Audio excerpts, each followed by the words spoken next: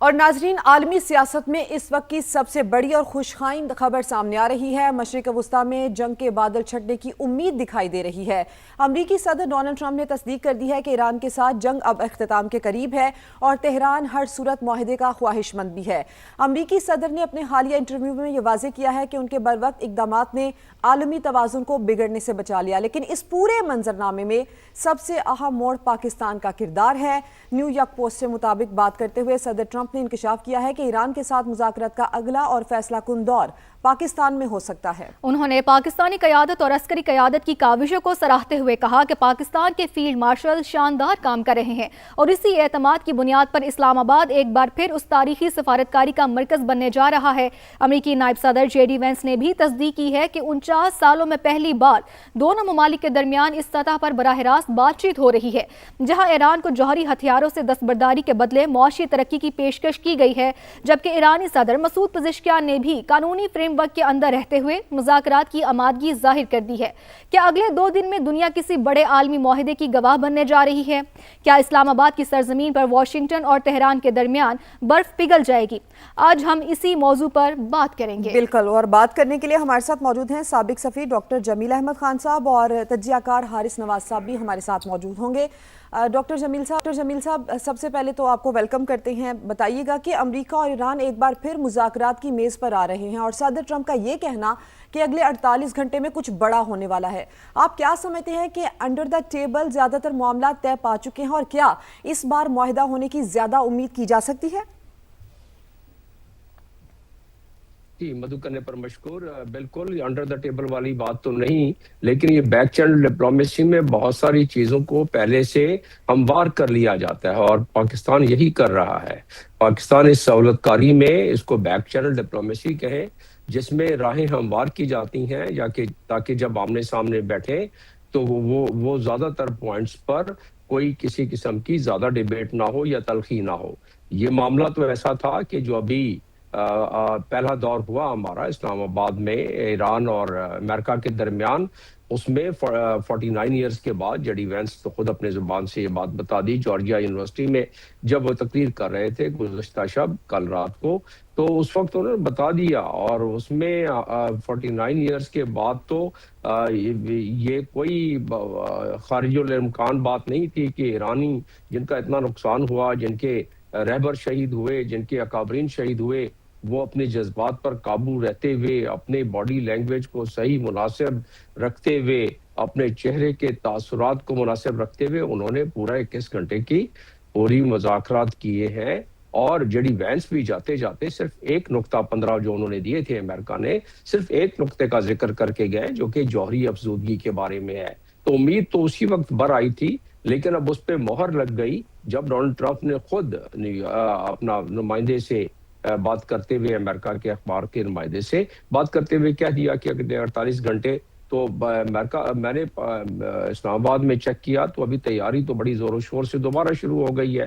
اس کا مطلب یہ ہے کہ محفل سج رہی ہے اور پھر جو اشارے مل رہے ہیں اور جو دنیا جس بات کی متقاضی ہے، دنیا جس لحاظ سے اس درد میں مبتلا ہو گئی ہے معیشت کے، امریکن جو معیشت کے اس درد میں، اور اس کے علاوہ وہاں تو ایک پولیٹیکل بھونچال بھی آ گیا ہے۔ ڈیموکریٹ دوبارہ کہتے ہیں کہ ہم تو سینٹ میں لے جائیں گے ریزولوشن کہ ان کی پاور کم کیے جائے، اور اس کے علاوہ مسٹر سیسے جو سینیٹر ہیں وہ کہتے ہیں کہ جی ان سے تو ایٹم بام کا کوڈ واپس لے لیا جائے۔ اس قسم کی بڑی مخالفت چل رہی ہے۔ ریپبلکن میں آپس میں دراڑیں پڑنا شروع ہو گئی ہیں، تو یہ سارا پریشر آپ ظاہر ہے کہ جو حکومت وقت ہے اس پہ پڑے گا۔ تو ڈونلڈ ٹرمپ کو پتا ہے کہ اگر یہی تیور رہے اور یہی معاملات اسی طرح الجھے رہے تو یہ الجھے ہوئے معاملات میں دنیا بھی تکلیف میں ہوگی، لیکن وہ اگلا الیکشن ہار جائیں گے نومبر میں، اور جب الیکشن ہاریں گے تو امپیچمنٹ شروع ہو جائے گی، کیونکہ ان کے ہاؤس دونوں جو پالیٹکس پہ افیکٹ ہو سکتا ہے۔ جمیل صاحب آپ ہمارے ساتھ ہی رہے گا۔ حارث نواز صاحب آپ کہی گا کہ نائب صدر جے ڈی وینس نے جامع ڈیل کی بات کی ہے، ایران کے لیے اس کا کیا معنی ہو سکتا ہے؟ دوسری بات، وہ اس وقت میں جب وہ اپنے دفاعی اثاثوں پر سمجھوتا کرنے سے گریز کرتا رہا ہے۔ دیکھیں، بات بڑی کلیئر ہے کہ اس سے پہلے یہ جب جو ایکسچینج آف پوائنٹس ہوئے تھے اور اس دوران میں ضرور بیک ٹو ڈپلومیسی سے پاکستان نے بہت اچھا کردار ادا کیا ہوگا. دونوں سائڈس کو کے پوائنٹ جو ہوتا ہے ان سے بریف کیا ہوگا, ڈسکس کیا ہوگا, اور اس کے بعد ایران کے پوائنٹ سے نقطہ نظر جو ہے وہ امریکہ کو بتایا ہوگا, امریکہ کو نقطہ نظر ایران کو بتایا ہوگا. اور پریزیڈنٹ ٹرمپ نے جب خود کہا ہے کہ فیلڈ مارشل سے اسمبلی کا بہت بڑا کردار ہے, پرائم منسٹر پاکستان کا کردار ہے, تو دس اسپیکس کہ پاکستان کتنی سنسیئرٹی سے خلوص سے چاہتا ہے کہ اس خطے میں امن ہو. اور دنیا جو تباہی کے دہانے میں پہنچی ہوئی تھی وہاں سے وہ ان کو واپس بھی لے کر آ گئے, پہلی دور بٹھا دیا. اور 47 ایئر میں فرسٹ ٹائم ایران اور امریکہ ایک کمرے میں ایک چھت کے نیچے بیٹھ کے ڈسکشن کی گئی.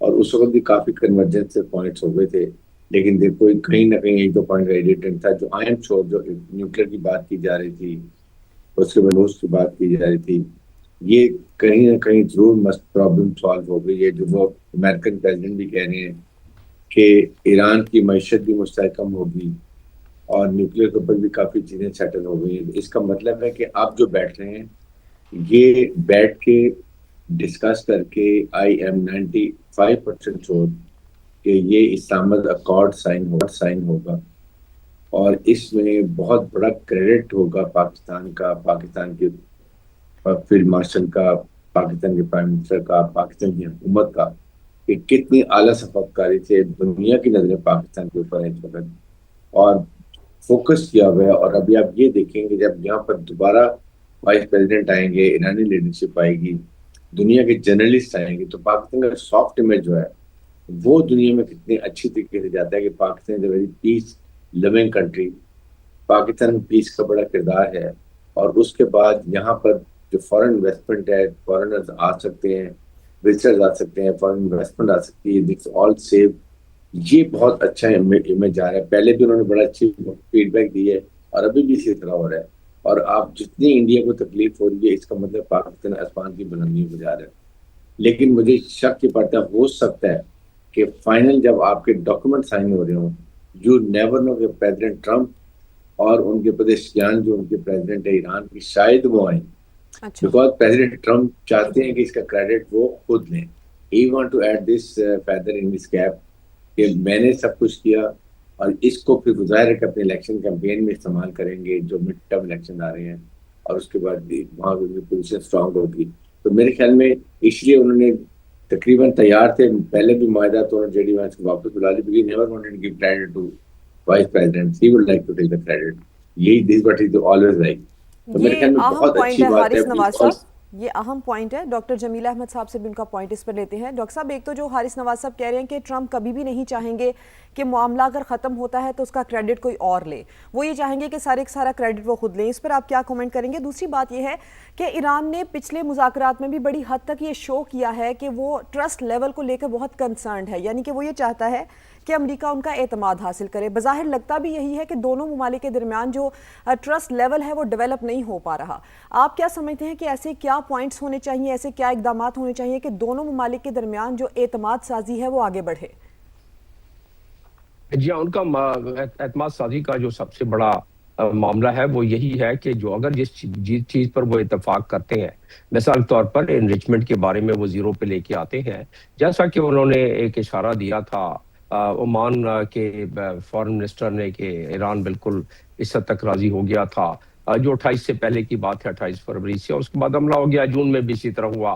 یہ دونوں مرتبہ ان کا ٹرسٹ بالکل متزلزل ہو گیا اور بالکل ان کا ٹرسٹ ٹوٹ گیا. تو اس کے ٹرسٹ کے لیے ہی تو پاکستان جیسا ملک جو سہولت کاری کر رہا ہے اس میں ٹرسٹ بلڈنگ ہوگی اور فریم ورک تیار ہوگا کہ یہ جو آپ انریچمنٹ کم کر رہے ہیں اس کے عوض آپ کو جو بینیفٹس ہیں, مثال کے طور پر ریلیکسیشن ان دی سینکشنز, جس کی وجہ سے ان کی اکانومی تباہی ہوئی ہے, جس کی وجہ سے ان کے ملک میں جلوس جلسے نکلے تھے اور رجیم چینج ہونے تک کی بات آ گئی تھی, جس کی وجہ سے موساد متحرک ہو گئی تھی, CIA متحرک ہو گئی تھی. تو وہ عوامل ایران چاہے گا کہ وہ عوامل ختم ہو جس کی وجہ سے ان کے عوام کو پریشانی ہے. دوسرا, جتنی ٹوٹ پھوٹ ہوئی ہے, جتنا نقصان ہوا ہے, جس بقول ڈونلڈ ٹرمپ کے 20 سال ہم نے پیچھے دھکیل لیا ہے, تو اس پہ ان کو اب اگر سینکشن ختم نہیں ہوں گے تو دوبارہ انفراسٹرکچر جتنا وہ 1000 سے زیادہ बिल्डिंगें बिल्कुल मुनहदम हो गई हैं और उसमें उनके हॉस्पिटल्स, उसमें उनके एनर्जी सेंटर्स, उसमें उसके डिसैलिनेशन प्लांट, उनकी रिफाइनरी, बहुत सारों को नुकसान पहुंचा है। तो वो इस चीज की गारंटी चाहेंगे कि जो इस वक्त रिलैक्सेशन की बात है सैंक्शन की, उसकी, और दूसरा अबनाए हरमुज के बारे में, क्योंकि अबनाए हरमुज इंटरनेशनल कानून के मुताबिक, जिसको लॉ ऑफ हाई सीज कहते हैं, United Nations law of high seize, उसके मुताबिक जिन ममालिक से ये आबनाएं गुजरती हैं, ये उनका टेरिटोरियल जुरिस्डिक्शन होता है।